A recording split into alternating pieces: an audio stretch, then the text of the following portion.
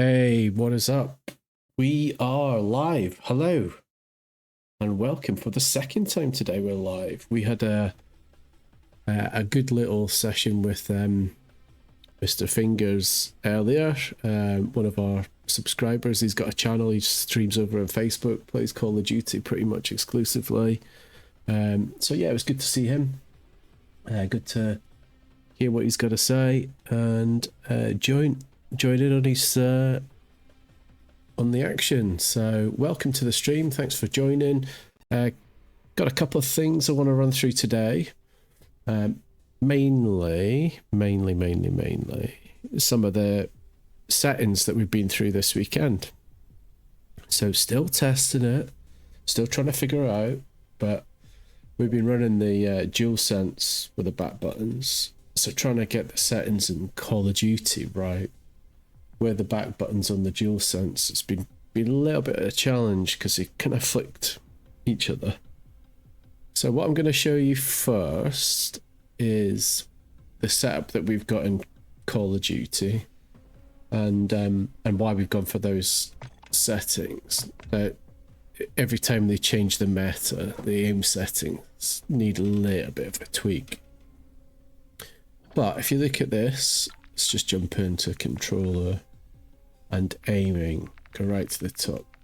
So a couple of changes in here. So my sensitivity, I'm running at 6, actually probably should be dropped down at about 5. Reason being, you know, with the speed of Rebirth Island and the map, I do bounce around a little bit, but I'm sticking with 6 for now because I just want to dial it in with the new settings. So I don't want to go too far with loads and loads of different settings without having stuff dialed in. So that's on 6. These remain the same. One thing to drop down is tactical stance sensitivity as well. So again, when you're sliding around, if this is at 1 or 1.2, I think is the default. Again, bouncing around quite a lot if you slide it up to someone or just in tac stance. So I found this a little bit better. Now I have been playing with the aim response curve, so testing with linear and dynamic really, and what I'm finding is dynamic's good, but it makes your aim assist really sticky. So sometimes if there's 2 or 3 people in a room in Rebirth, it's too sticky and you start to jump around. So you lose the momentum on one target. So I've been testing linear, but I've just dropped it back to dynamic just to see how that runs tonight. So you will see that. We'll see that on stream tonight. See what that looks like. Hopefully, we've got it dialed in.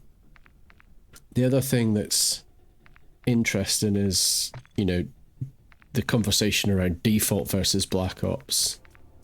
So default, I found really good at being able to move around. So again, Black Ops is really strong and it holds the aim assist on a controller, whereas default is less strong.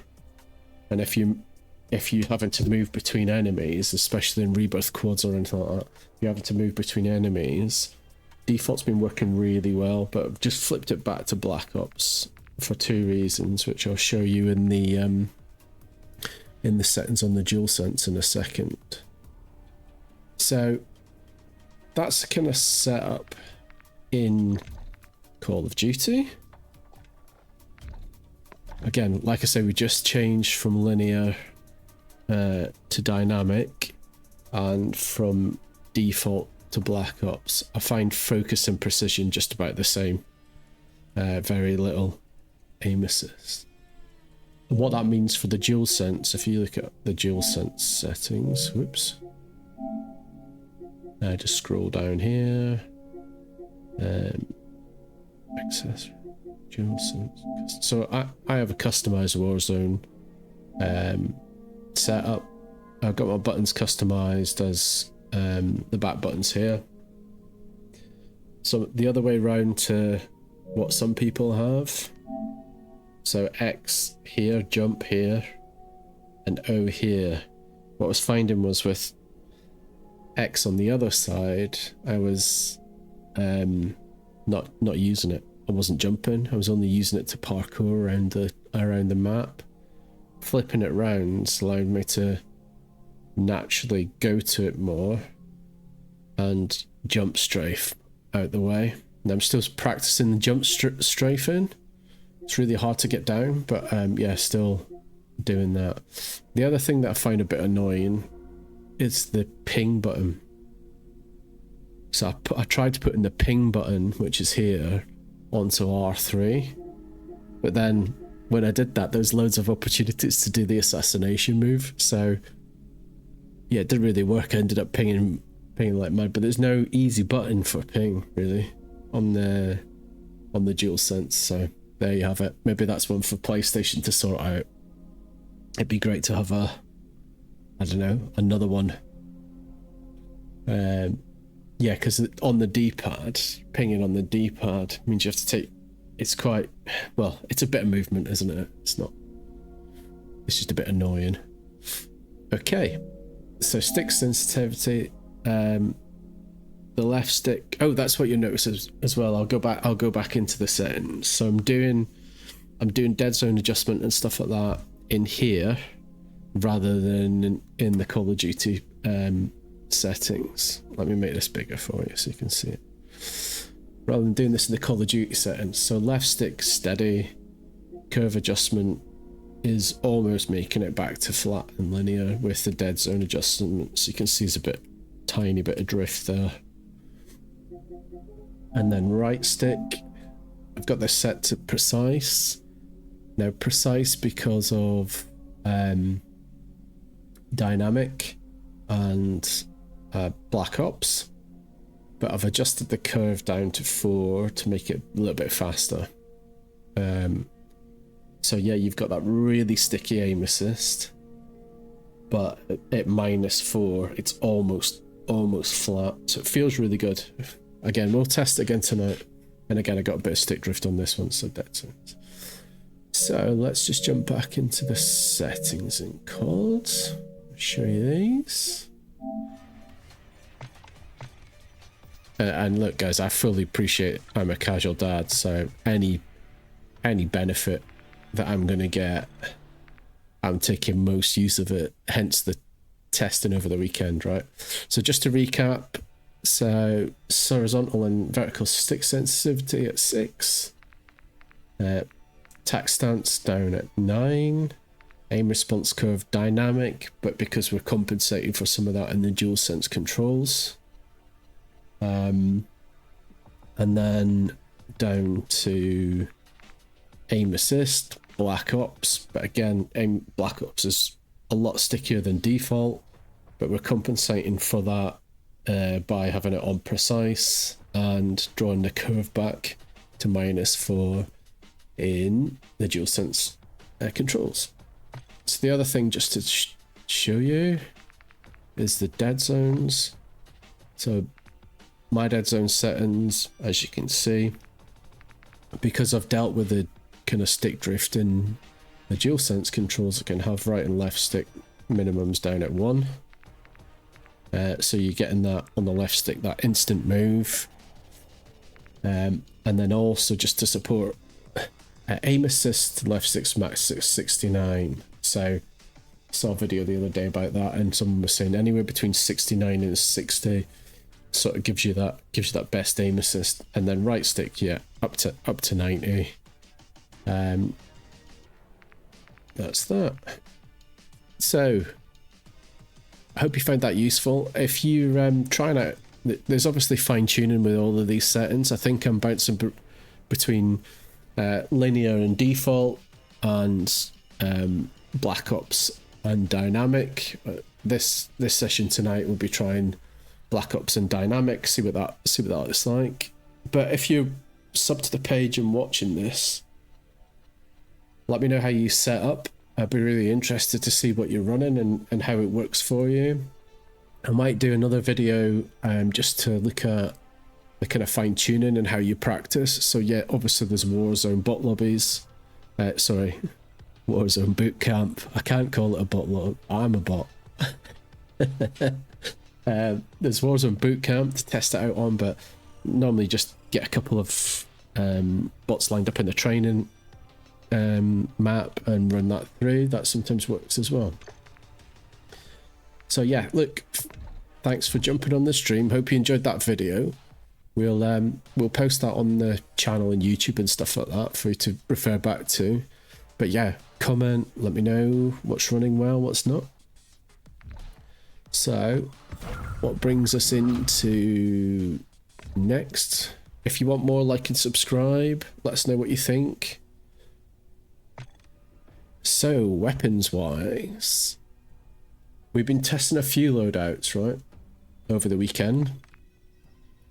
I think the meta for me is the Bruin and the FGX as we've got it set up. So the FGX is a little bit of a spray and pray. I'll give you that, right? But if you've seen some of the kills over the weekend on part 1 and 2, you realise why I really like it. So I've taken out double and triple kills with this thing over the weekend. I think probably it doesn't need an optic. It's pretty fast. The magazine does run out quite fast because you're blasting through that ammo when you're trying to get there. I really enjoy this one. So I've actually attached this SMG to all my loadouts. You'll see it as the kind of staple for me now. Do like the HRM 9. There's some decent builds kicking around for that, and the Striker, that's pretty good as well. But I seem to be coming back to this at the minute. I might swap it out later, but like it. The other one is the Bruin. So I was running the conversion kit. I've got a build for that. I'll show you that one right now actually. So Bruin with the conversion kit, like that. That runs well. It does alright, but it's just doesn't feel. It feels a little bit out of range, right? So firing this in kind of the medium to longer range, yeah, it's a bit difficult. It's not as good, I don't think, as this build, which gives us a little bit. It's marginal, right? But it gives us a little bit more distance. Again, it's a little bit slow for Rebirth. You have to be careful with it. But that medium to long range, it's pretty steady. I'll just show you quickly. So, you know, recoil is pretty easy to control. It's a nice gun to run.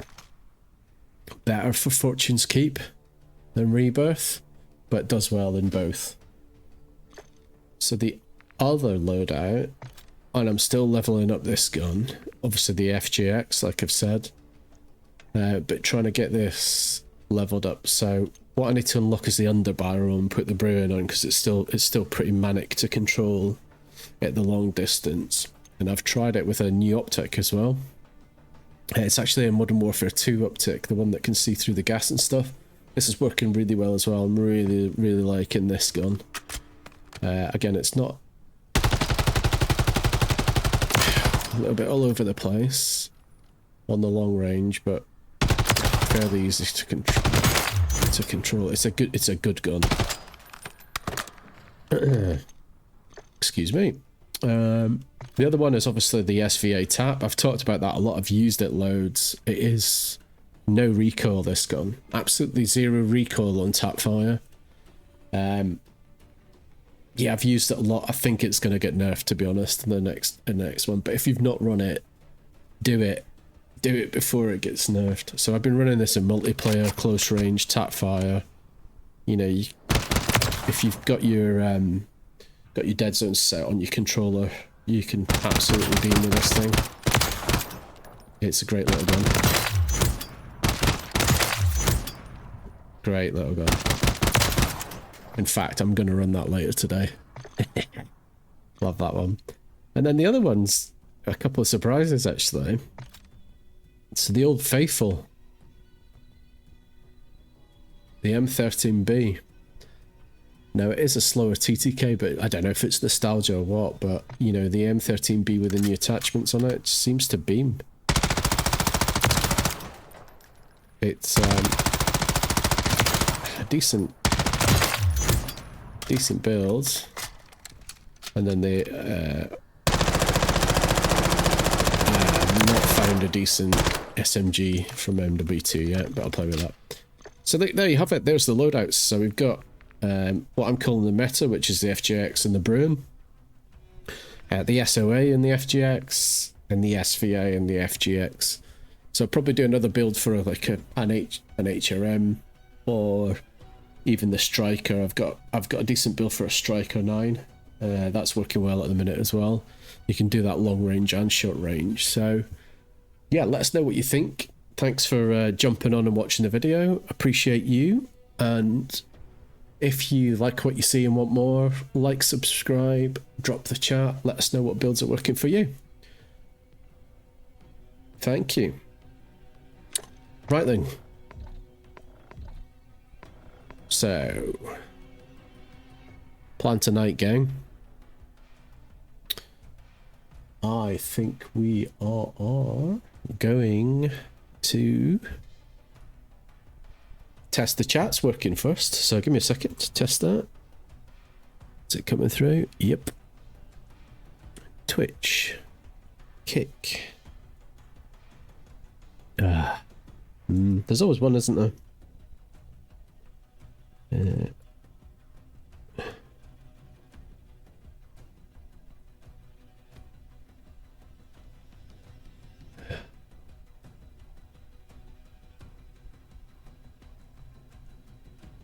I always spell Battlestorm wrong, which is a bit stupid considering it's my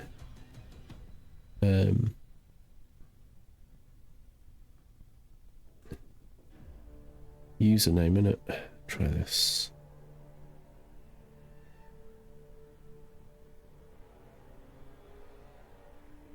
Sorry folks, bear with me. Yes. 6-digit pin. I need to get this up and running. A lot of people drop on the Kick chat, you know, which is a surprise. We've only got seven or eight people following us on Kick, but not really promoted it. If you watch on there as well, give us a like and a thumbs up, will you? But yeah, just check that's coming through, and then I'll refresh. Just we're up on that. Very good. And looks like that one's working as well. Good. Excellent. We are up and running on the other platforms as well. Facebook's pumping out, which is good. Not sure what's going on with that. Okay.